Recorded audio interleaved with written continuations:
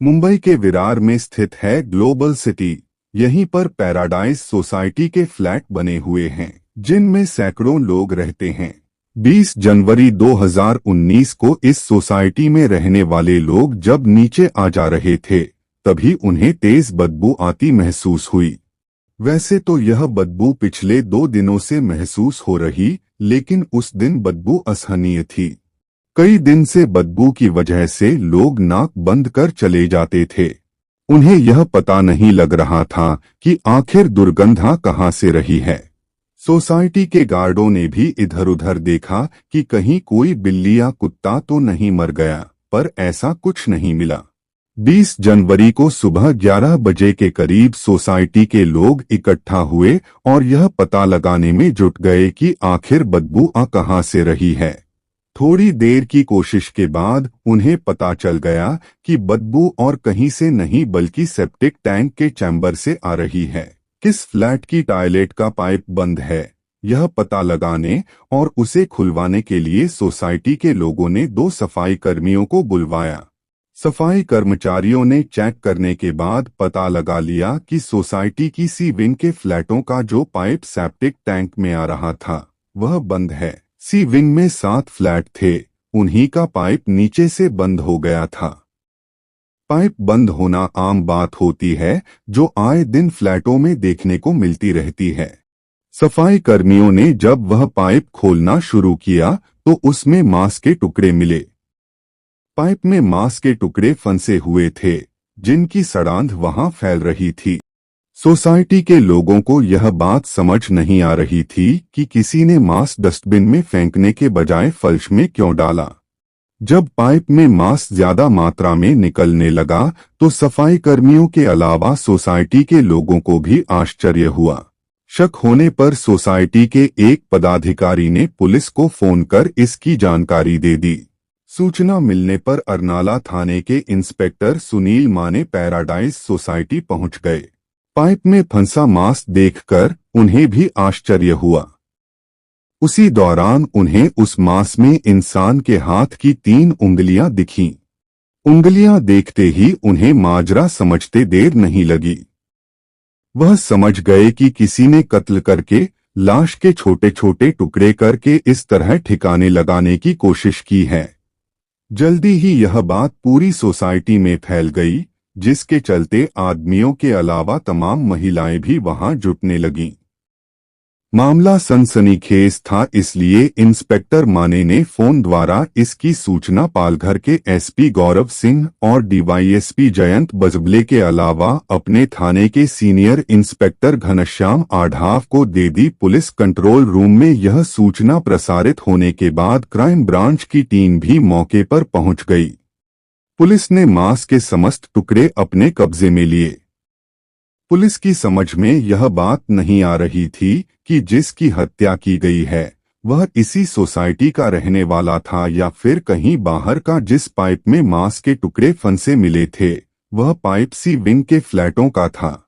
इससे यह बात साफ हो गई थी कि कत्ल इस विंग के ही किसी फ्लैट में किया गया है। सी विंग में 7 फ्लैट थे।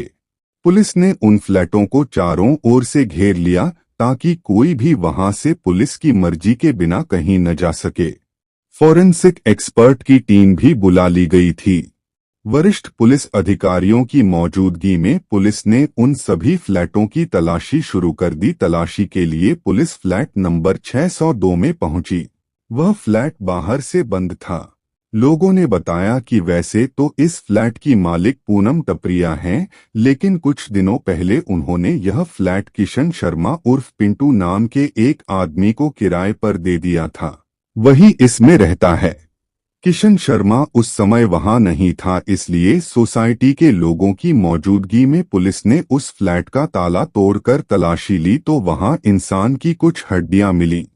इससे इस बात की पुष्टि हो गई कि कत्ल इसी फ्लैट में किया गया था। कत्ल किसका किया गया था, यह जानकारी किशन शर्मा से पूछताछ के बाद ही मिल सकती थी। बहरहाल पुलिस ने मांस के टुकड़े, हड्डियां आदि अपने कब्जे में ली। थोड़ी कोशिश करके पुलिस को किशन शर्मा उर्फ पिंटू का फोन नंबर भी मिल गया था। वह कहीं फरार न हो जाए, इसलिए पुलिस ने बड़े रेलवे स्टेशनों, बस अड्डे व हवाई अड्डे पर भी पुलिस टीमें भेज दीं। इसके अलावा सीनियर पुलिस इंस्पेक्टर घनश्याम आढ़ाव ने किशन शर्मा का मोबाइल नंबर मिलाया। इत्तेफाक से उसका नंबर मिल गया। उन्होंने अपनी पहचान छिपाते हुए किसी बहाने से उसे एक जगह मिलने के लिए बुलाया। उसने आने के लिए हाँ कर दी तो वहां पुलिस टीम भेज दी गई। वह आया तो सादा लिबास में मौजूद पुलिस कर्मियों ने उसे दबोच लिया।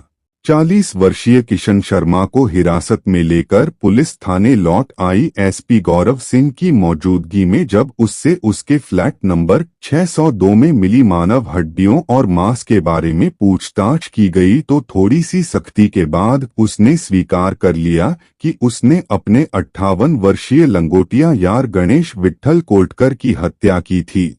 पुलिस ने मृतक के शरीर के अन्य हिस्सों के बारे में पूछा तो किशन ने बताया कि उसने गणेश की लाश के करीब 500 टुकड़े किए थे। कुछ टुकड़े टॉयलेट में फ्लश कर दिए और कुछ टुकड़े ट्रेन से सफर के दौरान फेंक दिए थे। किशन के अनुसार उसने सिर तथा हड्डियां भायंदर की खाड़ी में फेंकी थीं।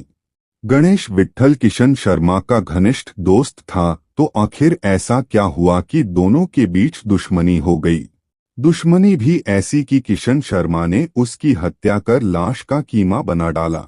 इस बारे में पुलिस ने किशन शर्मा से पूछताछ की तो इस हत्याकांड की दिल दहला देने वाली कहानी सामने आई।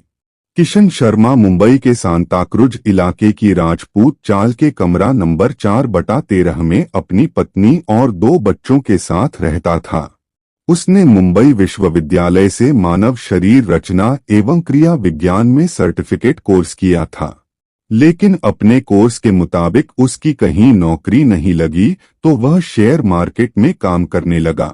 करीब 8 महीने पहले उसकी मुलाकात थाने जिले के मीरा रोड की आविष्कार सोसाइटी में रहने वाले गणेश विट्ठल कोटकर से हुई, जो बाद में गहरी दोस्ती में तब्दील हो गई थी। गणेश की अपनी छोटी सी प्रिंटिंग प्रेस थी। एक दिन गणेश ने किशन शर्मा से कहा कि अगर वह प्रिंटिंग प्रेस के काम में 1 लाख रुपए लगा दे तो पार्टनरशिप में प्रिंटिंग प्रेस का धंधा किया जा सकता है। किशन इस बात पर राजी हो गया और उसने 1 लाख रुपए अपने दोस्त गणेश को दे दिए। इसके बाद दोनों दोस्त मिलकर धंधा करने लगे। किशन मार्केट का काम देखता था। कुछ दिनों तक तो दोनों की साझेदारी ईमानदारी से चलती रही, पर जल्द ही गणेश के मन में लालच आ गया। वह हिसाब में हेराफेरी करने लगा। किशन को इस बात का आभास हुआ तो उसने साझेदारी में काम करने से मना करते हुए गणेश से अपने 1 लाख रुपए वापस मांगे। काफी कहने के बाद गणेश ने उसके 40,000 रुपए तो वापस दे दिए, लेकिन 60,000 रुपए वह लौटाने का नाम नहीं ले रहा था। किशन जब भी बाकी पैसे मांगता तो वह कोई न कोई बहाना बना देता था। वह उसे लगातार टालता रहा। इसी दौरान किशन को सूचना मिली कि गणेश 56 साल की उम्र में शादी करने वाला है। इस बारे में किशन ने उससे बात की तो गणेश ने साफ कह दिया कि अभी उसके पास पैसे नहीं हैं। पहले वह शादी करेगा, इसके बाद पैसों की व्यवस्था हो जाएगी तो दे देगा। गणेश की यह बात किशन को बहुत बुरी लगी। वह समझ गया कि गणेश के पास पैसे तो हैं, लेकिन वह देना नहीं चाहता।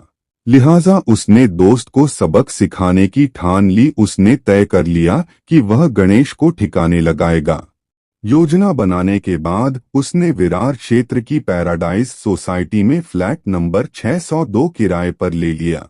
वह फ्लैट पूनम टपरिया नाम की महिला का था। किशन कभी कभी अकेला ही उस फ्लैट में सोने के लिए चला आता था। योजना के अनुसार 16 जनवरी 2019 को किशन शर्मा अपने दोस्त गणेश विट्ठल कोटकर को लेकर पैराडाइज सोसाइटी के फ्लैट में गया। फ्लैट में घुसते ही किशन ने उससे अपने 60,000 रुपए मांगे। इसी बात पर दोनों के बीच झगड़ा हो गया। झगड़े के दौरान किशन ने कमरे में रखा डंडा गणेश के सिर पर मारा। एक ही प्रहार में गणेश फर्श पर गिर गया। कुछ ही देर में उसकी मौत हो गई। गणेश की मौत हो जाने के बाद किशन के सामने सबसे बड़ी समस्या उसकी लाश को ठिकाने लगाने की थी।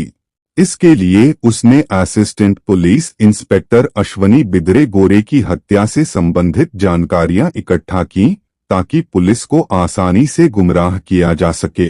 उसने यूट्यूब पर भी डेड बॉडी को ठिकाने लगाने के वीडियो देखे। उनमें से उसे एक वीडियो पसंद आया जिसमें लाश को छोटे छोटे टुकड़ों में काटकर उन्हें ठिकाने लगाने का तरीका बताया गया था। यह तरीका उसे आसान भी लगा क्योंकि वह मानव शरीर रचना एवं क्रिया विज्ञान की पढ़ाई कर चुका था। इसके लिए तेजधार के चाकू की जरूरत थी। किशन शर्मा सांताकुरज इलाके की एक दुकान से बड़ा सा चाकू और चाकू को तेज करने वाला पत्थर खरीद लाया। फ्लैट पर पहुंचकर किशन शर्मा ने सबसे पहले गणेश विट्ठल कोटकर की लाश का सिर धड़ से अलग कर उसे एक पॉलीथीन में रख लिया। इसके बाद उसने लाश के 500 से अधिक टुकड़े कर दिए। शरीर की हड्डियों और पसलियों को उसने तोड़कर अलग कर लिया था। वह मांस के टुकड़ों को टॉयलेट की फ्लश में डालता रहा। सिर और हड्डियां उसने भायंदर की खाड़ी में फेंक दी। कुछ हड्डियां उसने पॉलीथिन की थैली में भरकर ट्रेन से सफर के दौरान रास्ते में फेंक दी थी। उसका फोन भी उसने तोड़कर फेंक दिया था। उधर गणेश विट्ठल कई दिनों से घर नहीं पहुंचा तो उसकी बहन अंधा गोखले परेशान हो गई। उसने भाई को फोन करके बात करने की कोशिश की लेकिन उसका फोन बंद मिला। फिर वह 20 जनवरी को मीरा रोड के नया नगर थाने पहुंची और पिछले 4 दिनों से लापता चल रहे भाई गणेश विट्ठल की गुमशुदगी दर्ज करा दी।